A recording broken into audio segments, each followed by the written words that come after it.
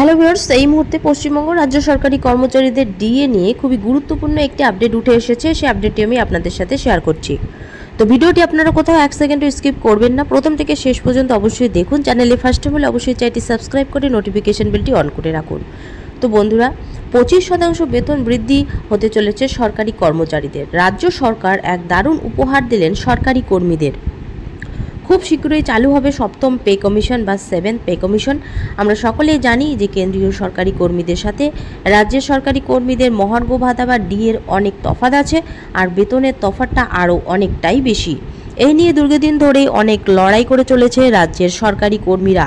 তাতে যদিও তাদের ডিএ কিছুটা বাড়ানো হয়েছিল, আমাদের রাজ্যে এখনও অবধি ষষ্ঠ বেতন কমিশন চালু আছে, তবে এরই মধ্যে চালু হতে চলেছে সপ্তম পে কমিশন।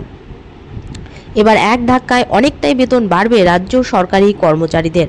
খুব শীঘ্রই হতে চলেছে, হাতে গোনা মাত্র আর কিছুদিন রয়েছে, তাই রাজ্যে খুব তাড়াতাড়ি চালু হতে পারে 7th পে কমিশন। এ নিয়ে রাজ্যের সরকারি কর্মীদের স্বার্থ পূরণে দায়বদ্ধ সরকার, তাই এই সুযোগে সরকার সুখবর দিতে পারে রাজ্য কর্মীদের। সাধারণত মূল্যদ্রব্যের দামের সাথে সামঞ্জস্য রেখে কেন্দ্রীয় সরকার ডিএ বাড়াচ্ছে তার কর্মীদের, কিন্তু বর্তমানে রাজ্যে এই অনুযায়ী বেতন বাড়িয়ে চলেছে কেন্দ্রীয় সরকার। কিন্তু রাজ্যের মাসিক বেতন বৃদ্ধি বা ডিএ দেওয়া নিয়ে দিনের পর দিন সমস্যার মুখোমুখি হতে হচ্ছে রাজ্য সরকারি কর্মচারীদের। এই নিয়ে বারংবার কর্মীরা তুমুল বিক্ষোভ জানিয়েছেন রাজ্য সরকারের বিরুদ্ধে। প্রথম সরকার এই বিষয়ে কোনো রকম দাবি না শুনলেও অবশেষে দাবি মানতে বাধ্য হয়, আর এবার নতুন করে কমিশনের কাজ চালু করার পরামর্শ দেয় সরকার। তাই নতুন পে কমিশন বা বেতন কমিশন লাগু করে বেতন বৃদ্ধির জন্য দাবি করে রাজ্য সরকারি কর্মীরা রাজ্য সরকারের কাছে।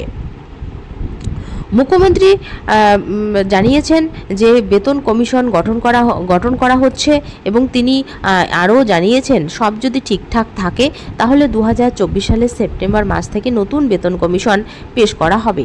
কিন্তু পরবর্তী সময়ে কাজ শেষ না হওয়ার কারণে রিপোর্ট এখনও পর্যন্ত পেশ করা যায়নি।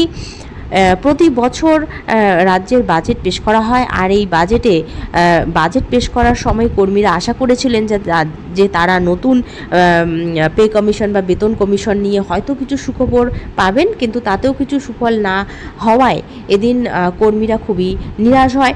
তবে জানানো হয়েছে খুব দ্রুত রাজ্যের সপ্তম বেতন কমিশন গঠন করা হবে, এবং রাজ্য সরকারের দৃষ্টিপাত রাজ্য সরকারি কর্মচারীদের উপর পড়বে বলে আশা করছে ওয়াকিবহাল মহল। তো রাজ্য সরকারি কর্মচারী এবং পেনশনভোগীদের জন্য কিন্তু খুবই গুরুত্বপূর্ণ আপডেট, এবং 25% হারে কিন্তু বেতন বৃদ্ধি হতে চলেছে বলে সূত্র মারফত জানা যাচ্ছে। তো রাজ্য সরকারি কর্মচারীদের জন্য আজকের আপডেটটি এখানেই। আপডেটটি যদি আপনাদের ভালো লেগে থাকে অবশ্যই একটি লাইক দিয়ে চ্যানেলটি সাবস্ক্রাইব করে পাশে থাকবেন। ধন্যবাদ।